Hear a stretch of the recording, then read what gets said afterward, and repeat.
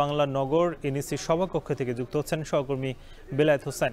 বেলায়েত, জানাবেন যে এবার শৃঙ্খলা পুনরুদ্ধারের বাজেট বলা হচ্ছে এবং সেই সঙ্গে আসন্ন বাজেটে বাড়ছে শিক্ষকের বেতনও। সব মিলিয়ে এডিপি নিয়ে নতুন কি তথ্য আছে আপনার কাছে?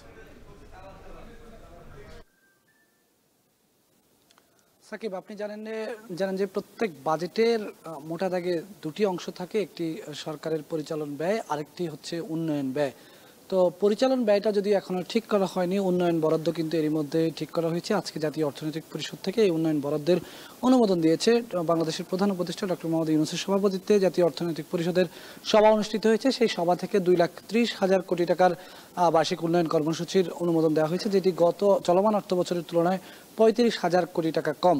আর সব মিলিয়ে বাজেট নিয়ে কিছুক্ষণ আগে পরিকল্পনা উপদেষ্টা কথা বলেছেন। তিনি বলেছেন যে এবারের বাজেট শৃঙ্খলা পুনরুদ্ধারের বাজেট।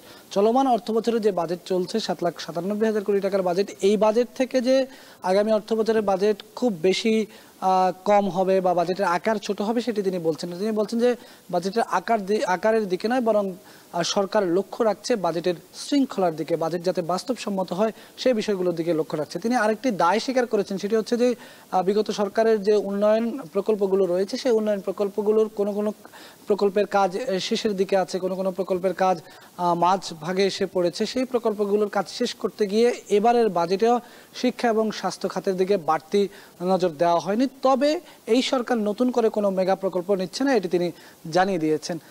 তিনি যেটা বলছেন যে মাতারবাড়ি প্রকল্পের যে কাজ সেটি চলমান থাকবে। বাজেটে এটিও বলা হচ্ছে যে দেশ যাতে কোনোভাবেই ঋণের ফাঁদে না পড়ে সে ব্যাপারে সরকার সতর্ক থাকবে।